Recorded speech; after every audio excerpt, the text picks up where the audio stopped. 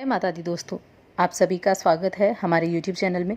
दोस्तों, मई का महीना शुरू हो चुका है और इस मई के महीने में कई ग्रह अपनी राशि परिवर्तित कर रहे हैं और कई ग्रह वक्री होने वाले हैं, जिनका प्रभाव आपके जीवन में देखने को मिलेगा, आपकी दिनचर्या पर देखने को मिलेगा। तो इनका प्रभाव आपके जीवन के, आपके स्वास्थ्य में कैसा रहेगा, आपकी शिक्षा में कैसा रहेगा, पारिवारिक जीवन में, आपके काम काज में, आपके प्रेम जीवन में, सभी चीज़ों के लिए ये कैसा प्रभाव डालने वाले हैं, चलिए हम जानते हैं। लेकिन उससे पहले आपसे निवेदन है, चैनल को ज़रूर सब्सक्राइब कर लें और पास में जो बेल का आइकन है उसको प्रेस कर दें ताकि हमारी आने वाली सभी वीडियोज़ की नोटिफिकेशन आप तक पहुंच सके। सबसे पहले जानते हैं कि कौन कौन से ग्रह अपनी राशि परिवर्तित करेंगे। तो दोस्तों, 4 ग्रह इस महीने में अपनी राशि परिवर्तित करने वाले हैं। 9 मई को बुध का वृषभ राशि में गोचर होगा और बुध जो है वो बुद्धि के प्रतीक ग्रह माने जाते हैं।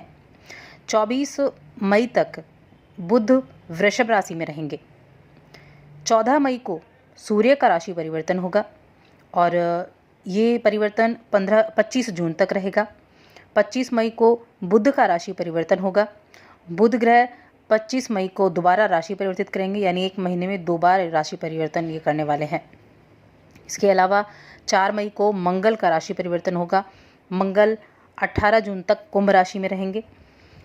इसके बाद हम वक्री ग्रहों की अगर बात करें तो 3 ग्रह इस महीने में वक्री होने वाले हैं। 11 मई को शनि वक्री होंगे। वक्री का मतलब होता है उल्टी चाल चलना। ये 142 दिन तक वक्री रहेंगे, यानी 29 सितंबर तक। उसके बाद मार्गी होंगे। 13 मई को शुक्र वक्री होंगे। 25 जून तक वक्री रहेंगे। उसके बाद मार्गी होंगे। 14 मई को सबसे बड़े ग्रह गुरु ग्रह वक्री होंगे। 13 सितंबर तक ये वक्री रहेंगे, उसके बाद ये मार्गी होंगे। तो 3 ग्रह इस महीने में वक्री होने वाले हैं, जिनका कई तरह का प्रभाव सिंह राशि के लोगों पर देखने को मिलेगा। तो चलिए अब हम विस्तार से जानते हैं कि ये महीना किस तरह से आपके लिए खास होने वाला है, किस तरह से आपको चीज़ों में सावधानियाँ भी रखनी हैं और आपके लिए लाभदायक स्थितियाँ भी बनने वाली हैं। तो सिंह राशि की बात कर रहे हैं। सिंह राशि के लोगों को इस मई के महीने में अपने विरोधियों पर हावी होने का मौका मिलेगा, लेकिन ध्यान रखें पूरा महीना आप हावी रहेंगे, लेकिन फिर भी अपने जो विरोधी हैं उनसे सावधान रहना है। पिता के साथ संबंधों को अच्छा बनाकर रखें। अगर कोई कहा सुनी हो भी जाए तो आप उन्हें मनाएं और उनके साथ संबंधों को अच्छा रखें। भाग्य का साथ आपको मिलेगा, इसलिए प्रयास करते रहें। जो योजनाएं बना रहे हैं उन योजनाओं के फलीभूत होने का समय भी आएगा, बेहतर नतीजे भी देखने को मिलेंगे। इस महीने में आप पूर्ण रूप से ऊर्जावान रहेंगे, अपने सभी कार्यों को पूरा कर पाएंगे और मान और यश भी बढ़ता हुआ नज़र आएगा। और इसके अलावा जो आपके रिश्तेदार हैं, आपके निकटतम लोग हैं, उनको आप पर गर्व भी अनुभव होगा। अब हम बात करेंगे आपके कार्यक्षेत्र, आर्थिक स्थिति, स्वास्थ्य, पारिवारिक जीवन, प्रेम जीवन, दाम्पत्य जीवन, शिक्षा और वीडियो के अंत में एक उपाय के बारे में जो इस महीने को आपके लिए बेहद खास उपाय रहने वाला है। सबसे पहले कार्यक्षेत्र के बारे में जान लेते हैं। तो देखिए, करियर के 10वें भाव में राशि का शुक्र यानी आपके लिए काफ़ी परिणाम देने वाला है। पूरे महीने शुक्र यहाँ रहकर आपके कार्यक्षेत्र में अच्छे योग बनाएगा। वहीं 9वें भाव में सूर्य की उपस्थिति भाग्य को अच्छा बनाकर रखेगी, भाग्य को मजबूती देगी।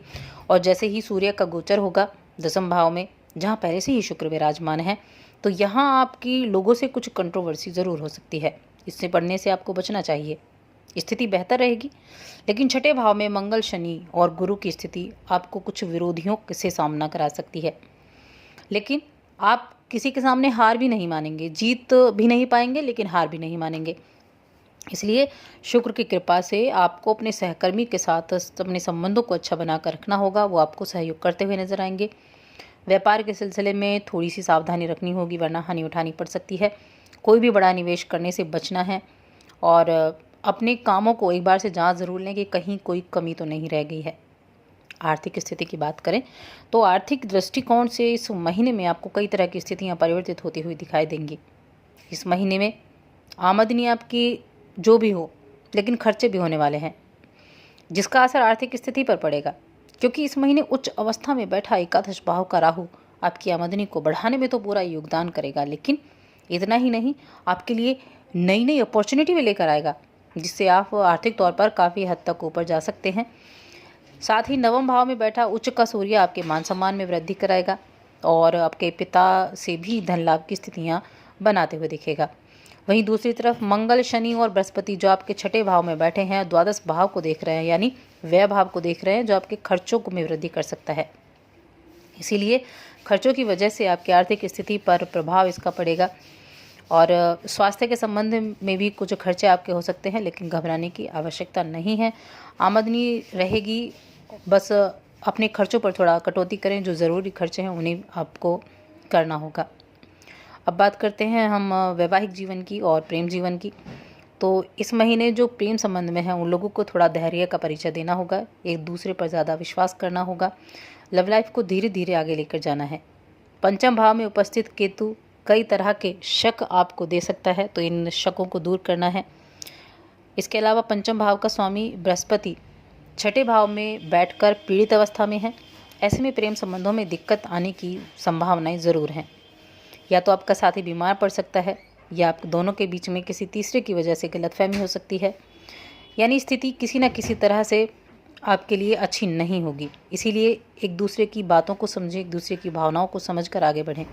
किसी भी बात के लिए जोर न डालें। अगर प्रेम करते हैं तो उस प्रेम के महत्व को समझें।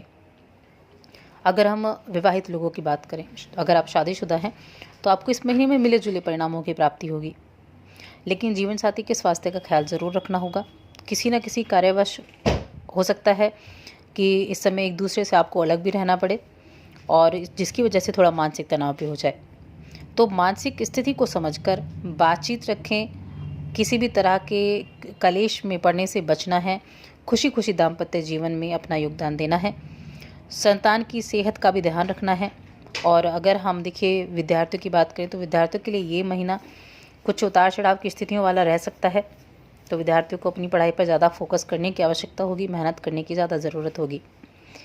पारिवारिक जीवन की बात करें तो आप ये मान के चलिए कि आपका कुटुंब आपके भाग्य के साथ जुड़ा हुआ है, यानी वे आपको आगे बढ़ने में, आपको आगे लेकर चलने में आपका पूरा सहयोग देने वाले हैं। परिवार का वातावरण भी अच्छा रहेगा। चौथे भाव पर पड़ रही शुक्र की दृष्टि माता पिता को अच्छा व्यवहार प्रदान करेगी। परिवार के लोग एक दूसरे के प्रति प्रेम का भाव रखेंगे। नौवें भाव में उपस्थित सूर्य पिता के लिए थोड़े कष्टदायक ज़रूर रह सकते हैं, इसीलिए उनके स्वास्थ्य का ध्यान रखें। कोई कहानी सुनी हो जाए तो आप खुद ही माफ़ी मांग लें। चौथे भाव का स्वामी मंगल छठे में बैठा है। ऐसे में किसी भी तरह की वाद विवाद की स्थिति में पड़ने से बचना होगा। थोड़ी सी प्रतीक्षा करें। मंगल जैसे ही सप्तम भाव में जाएगा, स्थितियों में बदलाव आएगा और धीरे धीरे परिवार का वातावरण और भी बेहतर होता चला जाएगा। इसके लिए उपाय आप ज़रूर करें। छोटे भाई बहनों से सुख मिलेगा। मातृपक्ष के लोगों से अच्छे संबंध रहेंगे। अब स्वास्थ्य की आपकी बात कर लेते हैं तो देखिए, अगर सिंह राशि के लोगों के स्वास्थ्य की बात करें तो इस महीने थोड़ा सा गंभीर रहना होगा स्वास्थ्य के प्रति, क्योंकि मंगल, शनि और बृहस्पति का छठे भाव में संयोग होना किसी बीमारी को जन्म दे सकता है। हालांकि समय रहते सजग रहेंगे, उचित परामर्श लेंगे तो समस्या का समाधान हो जाएगा, क्योंकि छठा भाव जो होता है वो रोग का भाव होता है। उसी भाव में मंगल, शनि और बृहस्पति तो रोगों को दे सकता है या फिर आमाशय से जुड़ी हुई कोई परेशानी आपको दे सकता है। तो छोटी से छोटी समस्या भी होती है अगर, तो उसका उपचार आपको तुरंत कराना है। इससे पहले कि कोई समस्या उत्पन्न हो, उस समस्या को आपको दूर करना है। इस महीने में देखिए कुछ अच्छे योग आपके लिए जो बन रहे हैं वो हैं कि अचानक से धन लाभ का योग बना हुआ है, या अचानक से पैतृक संपत्ति आपको मिल सकती है, रुका हुआ धन मिल सकता है जो आपके आर्थिक स्थिति को मजबूत करता हुआ दिखाई देगा। तो आपको बस अपने परिवार के सदस्यों के साथ तालमेल बनाकर चलना है। कुछ क्रोधित स्थिति में किसी भी तरह का निर्णय नहीं लेना है। अगर कुछ विद्यार्थी देखिए प्रतियोगी परीक्षा की तैयारी कर रहे हैं तो ये महीना आपके लिए कुछ अच्छे करने का योग दे रहा है। आप अच्छे से अपनी पढ़ाई पर फोकस करके चलें, जो आपके लिए अच्छा रहेगा। अब हम बात करते हैं आपके लिए कुछ उपाय के बारे में जो इस महीने आपको ज़रूर करना चाहिए। देखिए, एक तो इस महीने स्वास्थ्य संबंधी परेशानियां आने वाली हैं, या पारिवारिक जो दाम्पत्य जीवन है, प्रेम जीवन है, उसमें थोड़ी परेशानियां आने वाली हैं, खर्चे ज़्यादा होने वाले हैं। तो एक तो केतु से संबंधित कार्य आपको करने हैं। आपको किसी भी मंगलवार के दिन अपने घर की सबसे ऊंची जो छत है उस पर एक लाल रंग का ध्वज आप ज़रूर लगा दें। यानी आप अपनी छत पर देखें, जो सबसे ऊंची जगह है वहाँ एक जो लकड़ी होती है, जो डंडा होता है, उसमें एक लाल रंग का ध्वज, झंडा जिसको बोलते हैं, आप खुद अपने घर पर बना सकते हैं, उसे आप ज़रूर फहरा दें। इसके अलावा रविवार के दिन सूर्य मंत्र का जप करेंगे तो इस महीने में जो ये परेशानियां हैं इनको काफ़ी हद तक आप कम कर सकते हैं। तो दोस्तों, और अधिक ऐसी जानकारियों के लिए चैनल को सब्सक्राइब कर लें, वीडियो को लाइक और शेयर करना ना भूलें।